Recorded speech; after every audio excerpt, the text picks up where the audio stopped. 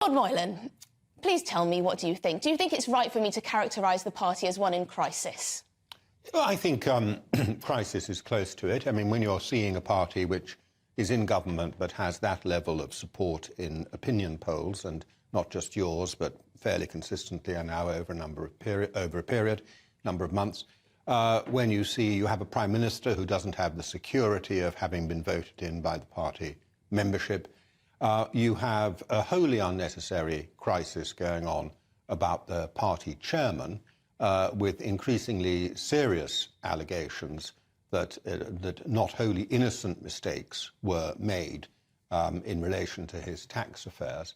And you see a public which, in my view, is starting to switch off from listening to even the good things the government has to say and the good things the government is doing. Then I think you can reasonably describe that as a crisis. I don't think that means it's the end. There is still time before the next general election, and the party can still pull it round. But I think even their own election advisor told them at Chequers, according to the newspapers this week, there is a very narrow path to do that, and you have to pick your steps very, very carefully if you're going to have a chance of doing it. But I'm sure Rishi Sunak's on top of it. Now, Lewis, in my introduction there, I spoke of the various scandals, allegations against members of the party and, cabinet ministers.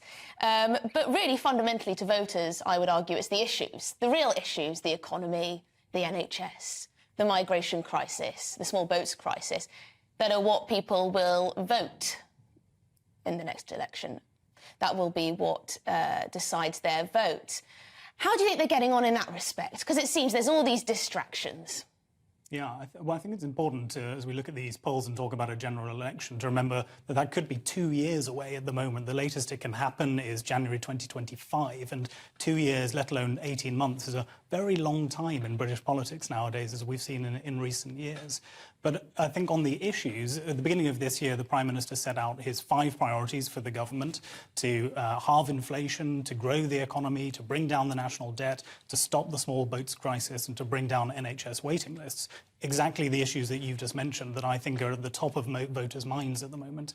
And so I think they're the right priorities for the government, and that when it comes to that election, and we must remember that general elections are not just about looking back and giving the people their ability and time to judge a government on its 4 or 5 years in government, but also the parties will lay out their manifestos and present their vision for the United Kingdom, and people will vote on that vision as well. And so whilst I think it's easy to think, because the Conservative Party has been in government for a long time now, that the voters will just want to give us a kicking, if you look at what happened in 2019, we'd had 3 years of Theresa May, Parliament in turmoil, and then when we went to that general election and it was Boris Johnson versus Jeremy Corbyn, we won an overwhelming landslide majority at that point. But that was a very particular scenario, and that's not what voters are going to have to choose from come the next election, are they? It's going to be very difficult for Rishi Sunak to bring this back at this point.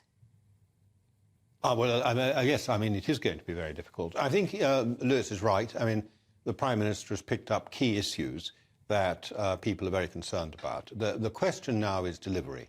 And on top of that, I think he still has to establish himself in the minds of the voters as somebody who can paint a picture of the sort of Britain that the Conservative Party offers you, by contrast to the sort of Britain that Labour is offering. Well, the problem is... And at the moment, we don't see a sufficient blue water, as it's sometimes called, between the parties. And we don't have a clear idea of what sort of... We know that the Conservative Party is committed to lower taxes. We're giving people higher taxes. Well, which is it? Are we a high tax or a low tax party? Where's he taking us at the end of this? That hasn't been set out. It's not just on tax, but on other things. Well, he's got an opportunity to do that, but I think the time is running out. Otherwise, he won't establish himself in the voters' minds as offering a vision. Yeah, I mean, Lewis, it's very difficult indeed for Rishi Sunak to stand up and say the country's in a better state than when the Conservatives took office in many ways. They said that they would bring immigration down. They demonstrably haven't. They said that they'd keep the NHS in a fit state. It isn't in one. Taxes are higher than ever before, or at least for many decades. Can they blame this on the pandemic, really, at this stage? No, and I think it's right that that focus on delivery is what we've got to do between now and the next general election, so that against those 5 priorities, people can really see progress. But I think it's equally right to say there does have to be clear blue water between the two parties, that on things like taxing and spending at the moment, I think many voters who don't follow politics on a daily basis would say that Keir Starmer's Labour Party is worth a shot at this point. And I think we need real Conservative policies. You've just talked about in your previous story things like the trans rights issues in Scotland.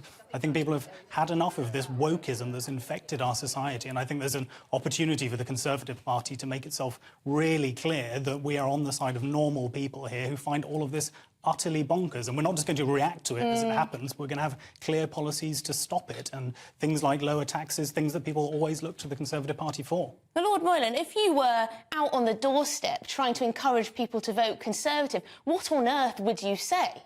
Because it does not look like the government has lived up to the expectations it set itself.